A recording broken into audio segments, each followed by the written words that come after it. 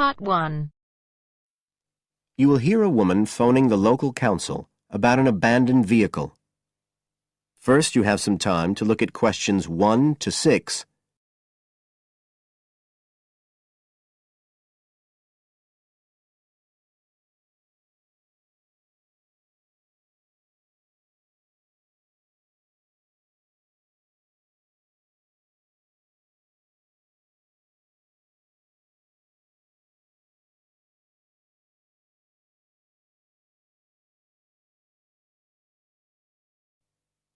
Now we shall begin. You should answer the questions as you listen, because you will not hear the recording a second time. Listen carefully and answer questions 1 to 6.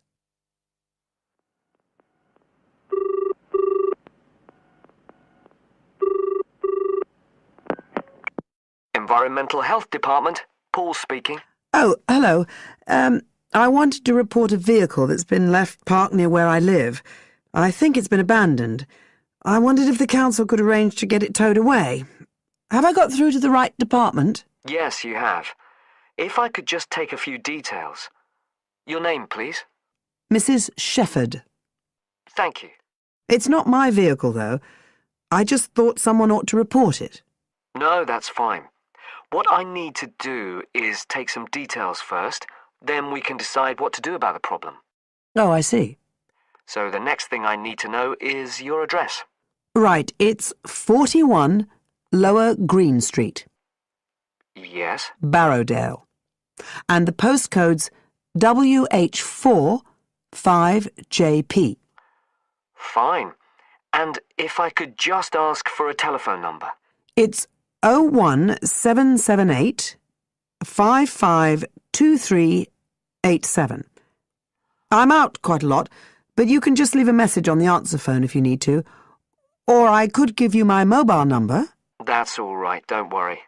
Now, could you tell me a little more about this vehicle?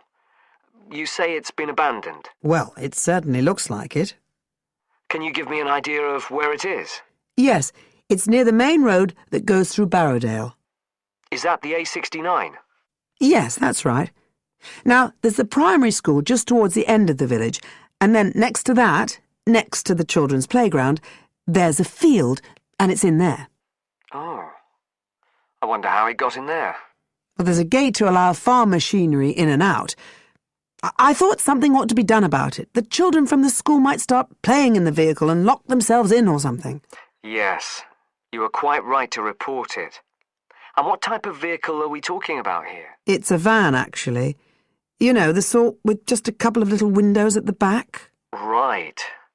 You don't happen to know the make and model, do you? Oh, yes. I went and had a look and got all the details. I thought you might need them. I'm surprised the school hasn't contacted you about it. Anyway, I wrote the details down. Right. It's a Catala, and the model's a Flyer 2000. Is that Flyer? That's right. Very good. And the colour? Well, it's not all that easy to see because it's absolutely filthy. And actually, it looks as if it's had a paint job at some stage. It's blue, but you can just see white underneath where it's been scratched. Right. Well, I'll just make a note of the present colour. And if you could just tell me the vehicle number. Did you make a note of that? Oh, yes. It's S322GEC. Okay. Before you hear the rest of the conversation, you have some time to look at questions 7 to 10.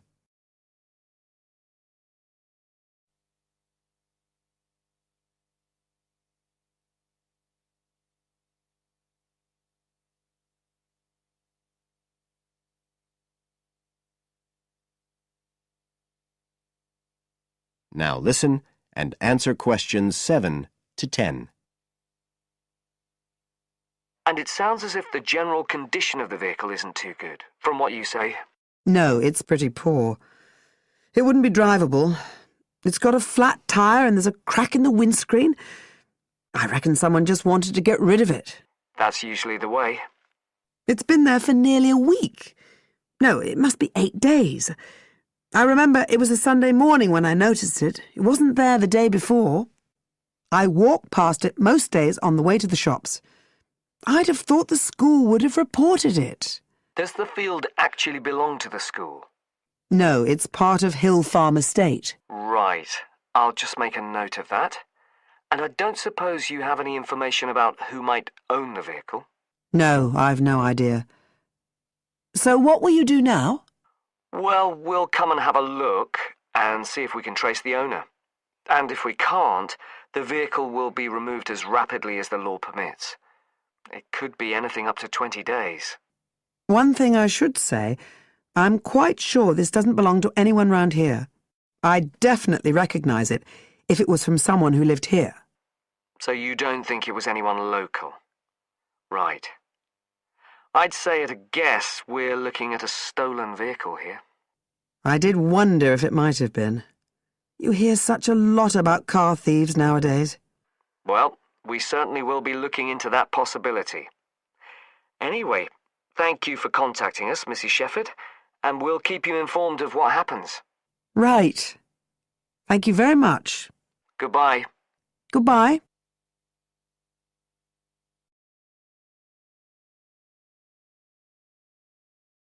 That is the end of part 1.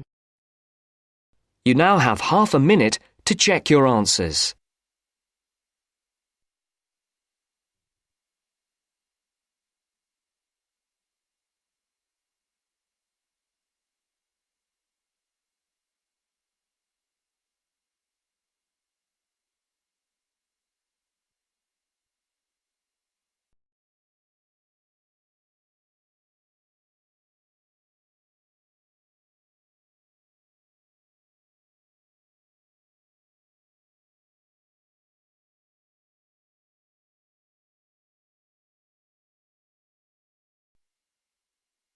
Now turns to part 2. Part 2. You will hear a conversation between an IELTS candidate and an IELTS administrator. First, you have some time to look at questions 11 to 15.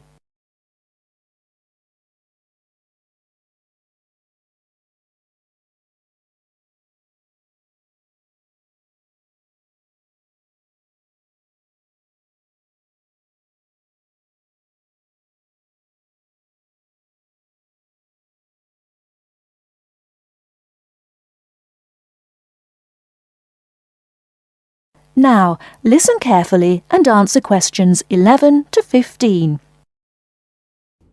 Good afternoon. I'm applying for a master's program at the University of Exeter in the UK.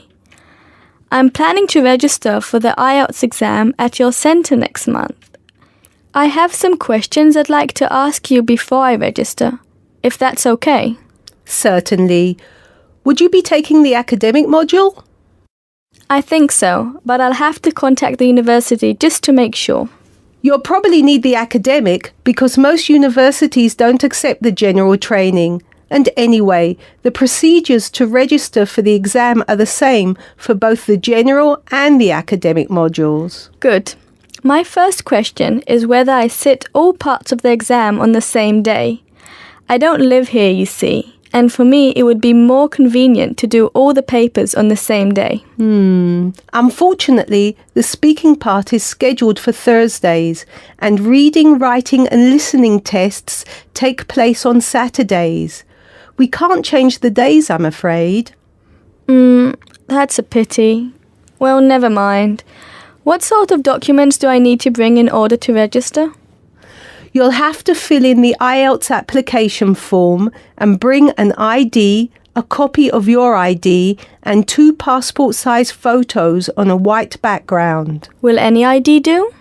We only accept original passports and national IDs. That's good to know. Did you say that reading, writing and listening are scheduled for Saturday? That's right. Will I get a break in between the papers? I'm afraid there aren't any breaks between the papers. Each paper takes an hour to complete, so it's 3 hours straight through.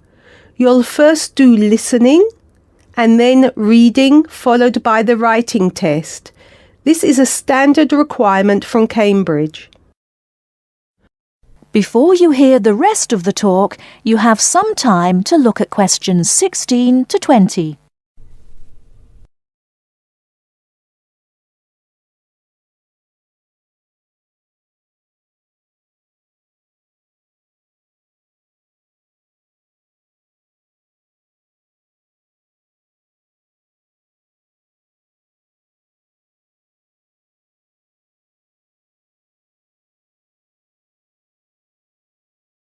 Now listen and answer questions 16 to 20. Okay, and how soon after the test can I pick up my results? It takes 13 calendar days for the results to be processed. Can you let me know how much it is and the form of payment? The examination fee is $200. You can pay by credit or debit card. We also accept checks. We only accept cash as a form of payment in exceptional circumstances. And one last question. Can I mail you the application documents? Certainly. You can send all the documents by registered mail to our address, 47 Clover Place, New Rochelle, New York. Could you spell New Rochelle for me, please? Certainly. Newrochle.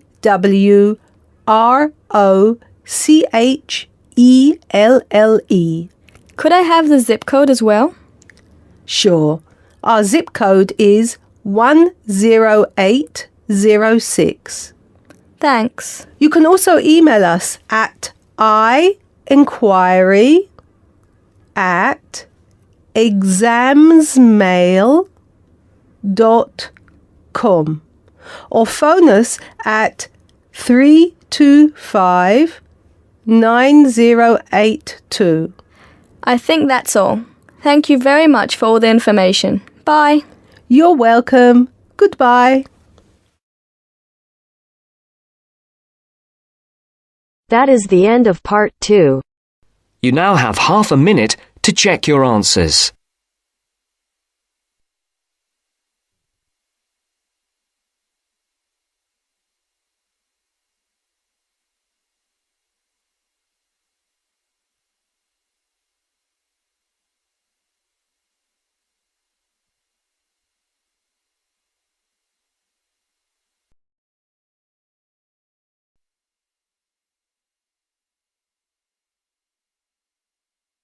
Now turns to part 3.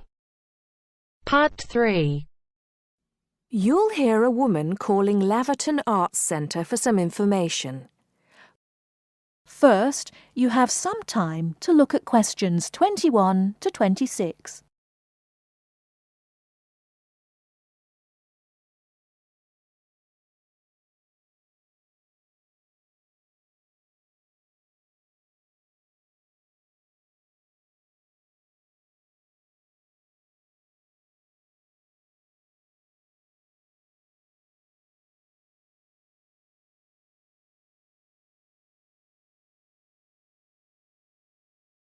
Now listen carefully and answer questions 21 to 26.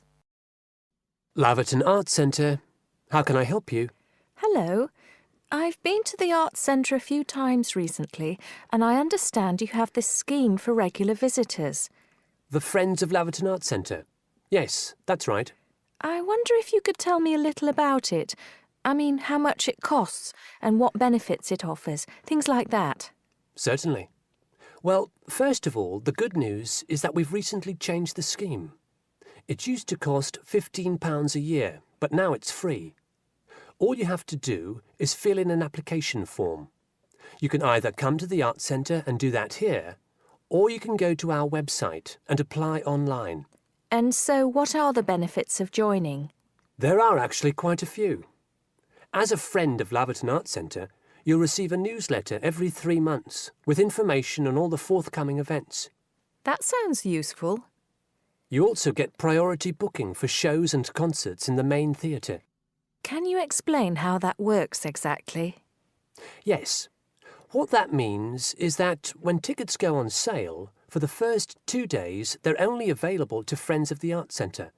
So, as long as you book early, you can make sure you get seats. Great. Do you ever offer discounts to friends of the centre? Under the old system, when you had to pay to be a member, we did.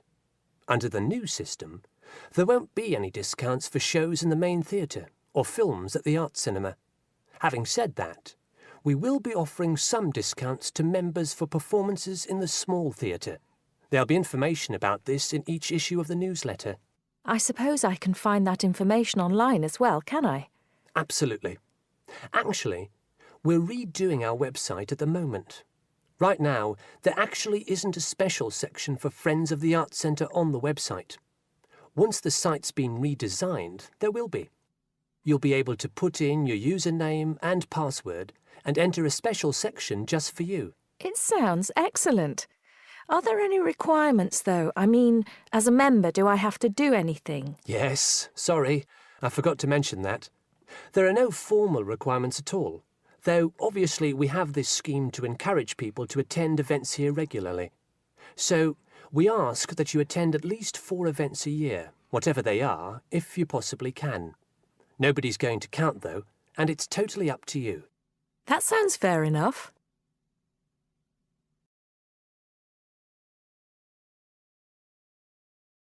Before you hear the rest of the talk, you have some time to look at questions 27 to 30.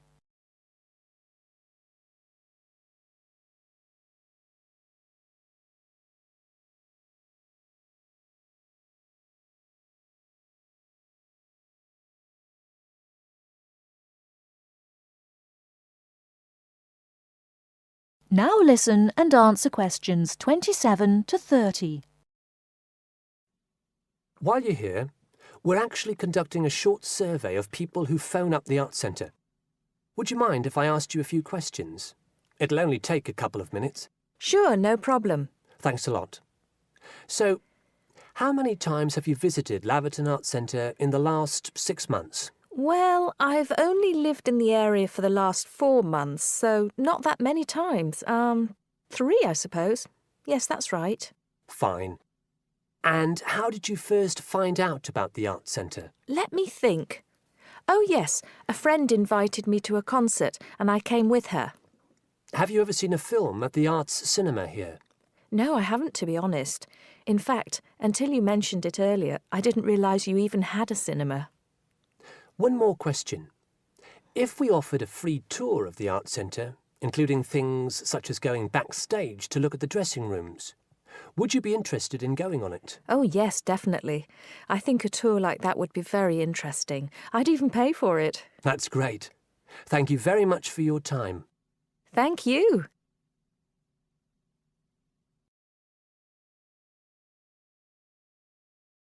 That is the end of part 3. You now have half a minute to check your answers.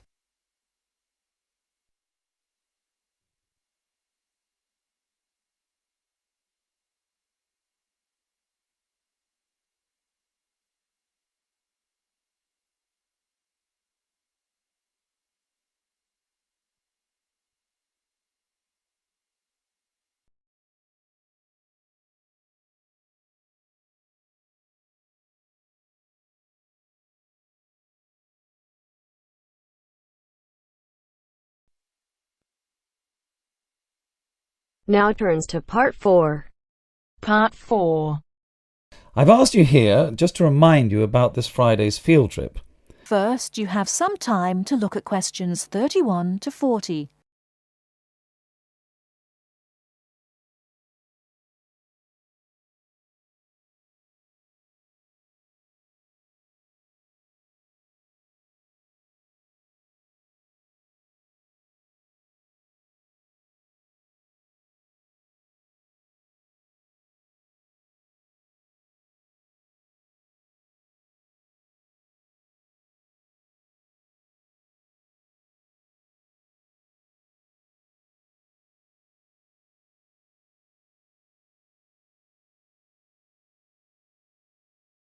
Now listen carefully and answer questions 31 to 40. OK, I'd like to keep this meeting as brief as possible, as I'm sure we all have things to do. I've asked you here just to remind you about this Friday's field trip. This is the first of many field trips you'll be going on, so there are a few rules I'd like to make clear now. Most importantly, I want you all to remember that simply because you are leaving the college does not mean that you are not studying. This is an essential part of your course and should be treated as such. There will be 2 assignments for you to complete whilst you are there, and some extension work you will be expected to do over the weekend, so I suggest you all pay attention on the day. Moving on, remember that we are going to a salt marsh and must dress appropriately. High-heeled shoes and t-shirts are not what I consider appropriate. You need good footwear, preferably boots, and you should bring a waterproof jacket as the weather is unpredictable. It would also be a good idea to bring a change of clothes. There is a chance you will get wet, and a 3-hour return journey in damp clothes is nobody's idea of fun. We will be on the marsh from about 10 o'clock to about 4, so you will be given a light lunch. However, if you want to bring any snacks with you, then please feel free to do so, although we will be stopping for dinner on the way home. Now, this is the 4th time the college has been to Park Drive Saltmarsh, and so far we have never lost a student.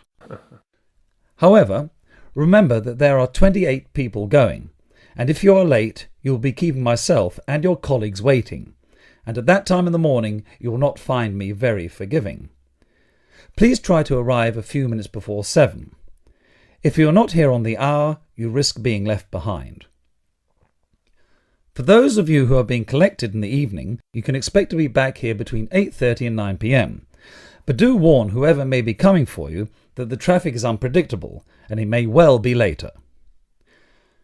Before you go, I'll hand out your assignment papers and briefly explain what you have to do. Now, on the first page, all you are required to do is identify the flora and fauna on the page and find an example in the salt marsh. As I told you on Monday, you will need a camera for this. I recommend one of those disposable cameras rather than something more valuable, as the marsh can get very dirty. Now on page 2, you'll be looking more at the bird life on the marsh. You should be able to see what you have to do for this assignment, but there will be plenty of time on the way there to ask any other questions. Well, we'll stop there and I'll see you all on Friday morning. Oh, before you go, just a word of caution. The plants are there to be seen and photographed only. Remember that this is a protected site and we will have to get permission for this trip. If there are any problems, we may not be allowed to go again, and you will be spoiling the opportunity for other students. Okay, if you have any questions, come and see me later today or tomorrow. That is the end of part 4. You now have half a minute to check your answers.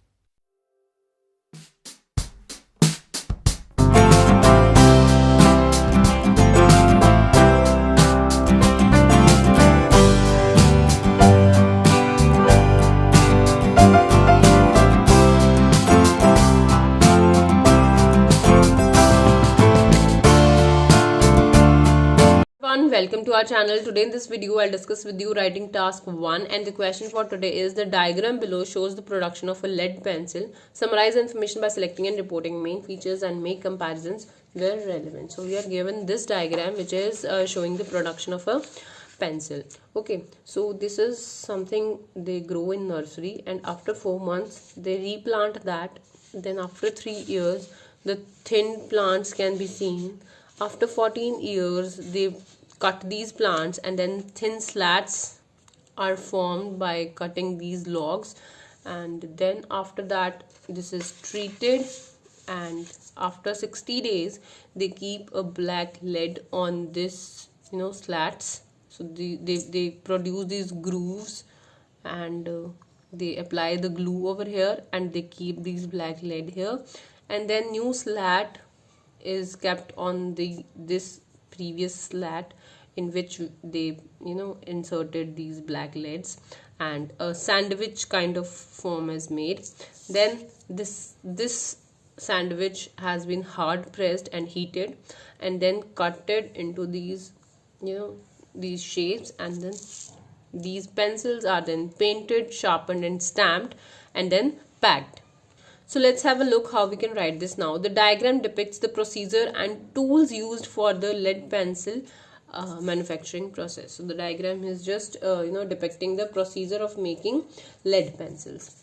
So overall the process is divided into several steps, beginning with planting trees and finishing with packaging the final product, which is pencil. So there are a lot of steps in this process, and which starts with the planting of trees and ends with the packaging of the final product. Seeds are sown in the nursery first. Firstly, they just sow the seeds in the nursery, and then 4 months later seedlings are replanted. So these seedlings are replanted after 4 months. The plantation is thinned after 3 years. So after 3 years the plantation is thinned, allowing the trees to grow more quickly and enhanced the quality of the wood. So this is done because the wood will grow quickly and enhance the quality of the wood as well. When the trees reach the age of 14, they are ready to be used to produce pencils. Now at the age of 14, they cut down these trees, and then they are ready to use to produce pencils and are cut down to form logs. Okay, the collected wood is cut into thin slats, treated and left for 60 days. So the wood is cut into thin slats, then treated and left for 60 days. So after 60 days the next step is to carve a groove into the slat and inject specific glue. So they just carve a groove here and then inject the glue over it and place black lead. After that, a black lead is inserted into the slat and an open slat is placed on the top to produce a sandwich that is heated and firmly pressed.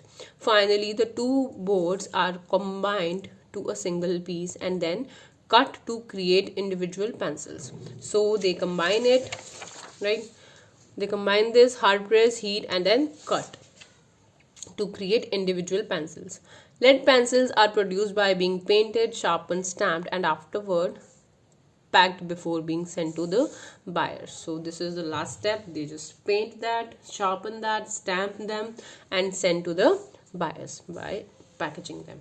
So this was for today. If you like the video, do hit the like button and subscribe to our channel. I'll meet you in the next video. Till then, bye bye and take care.